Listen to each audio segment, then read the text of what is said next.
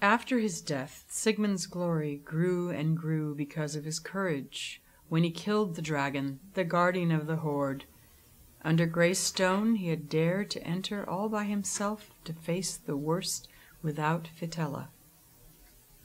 But it came to pass that his sword plunged right through those radiant scales and drove into the wall. The dragon died of it.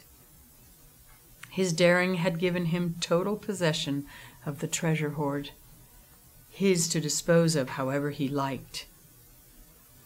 He loaded a boat. Whale's sun weighted her hold with dazzling spoils.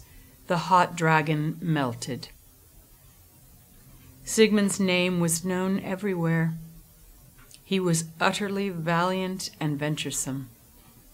A fence round his fighters, and flourished therefore after King Heorot's prowess declined, and his campaigns slowed down.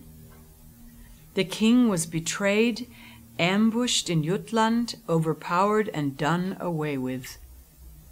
The waves of his grief had beaten him down, made him a burden, a source of anxiety to his own nobles.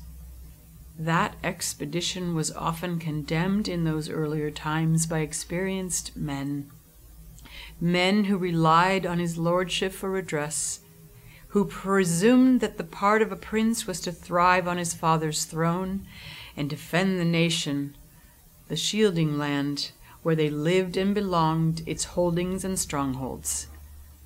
Such was Beowulf in the affection of his friends and of everyone alive. But evil entered into Heorot. Meanwhile the Danes kept racing their mounts, sandy lanes. The light of day broke and kept brightening. Bands and retainers galloped in excitement to the gabled hall to see the marvel. The king himself, the guardian of the ring hoard, goodness in person, walked in majesty from the women's quarters, with a numerous train attended by his queen and her crown of maidens across the mead hall. When Hrothgar arrived at the hall, he spoke standing on the steps under the steep eaves, gazing at the roofwork and Grendel's talon. First and foremost, let the Almighty Father be thanked for this sight. I suffered a long harrowing by Grendel, but the heavenly shepherd can work his wonders always and everywhere. Not long since, it seemed I would never be granted the slightest solace or relief from any of my burdens. The best of houses glittered and reeked and ran with blood. This one worry outweighed all others, a constant distress to counselors entrusted with defending the people's forts from assault by monsters and demons. But now a man, with the Lord's assistance, has accomplished something none of us can manage before now, for all our efforts. Whoever she was who fought for the flowered manhood, if she is still alive, that woman can say that in her labor in the Lord of Ages, bestowed and graced on her. So now, Beowulf, I adopt you in my heart as a dear son. Nourish and maintain this new connection. You noblest of men, there will be nothing you'll want for, no worldly goods that won't be yours. I have honored in smaller achievements, recognized warriors not nearly as worthy, lavished rewards of the less deserving, but you have made yourself immortal by your glorious action. May the God of ages continue to keep and recite you well. Beowulf, son of Ecgtheow, spoke. We have gone through with a glorious endeavor and have been much favored in this fight we dared against the unknown.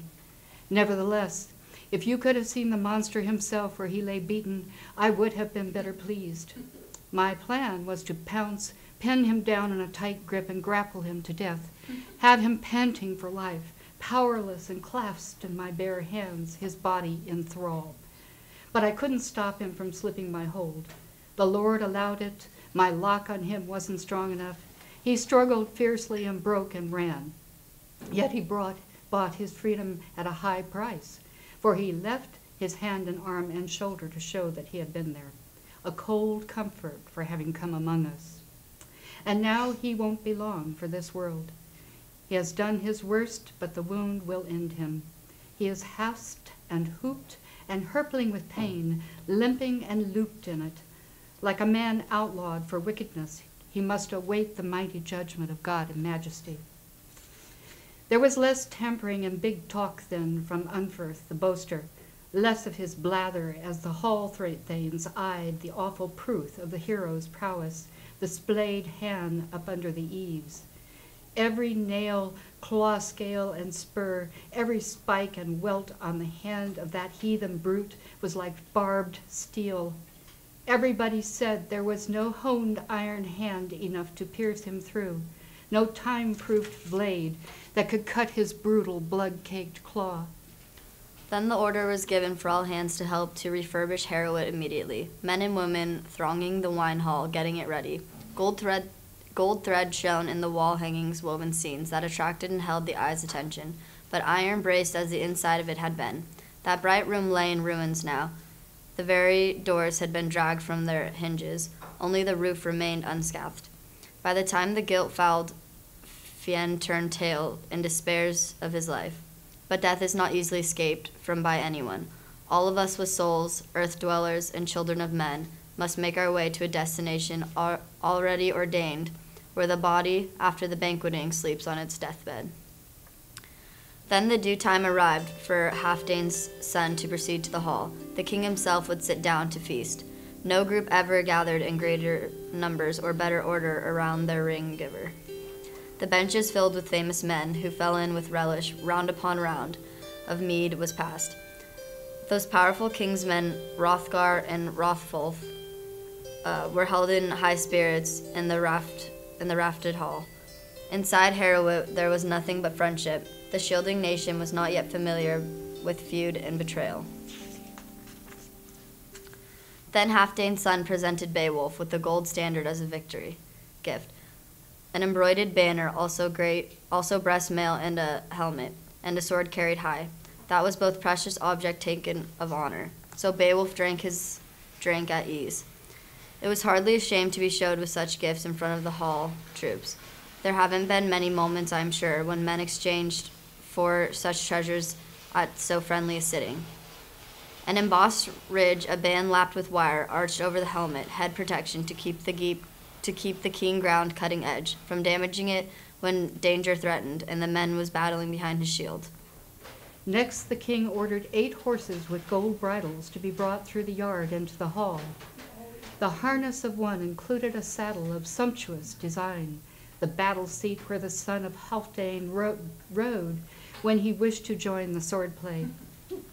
Whenever the killing and carnage were the worst, he would be there to the fore, fighting hard.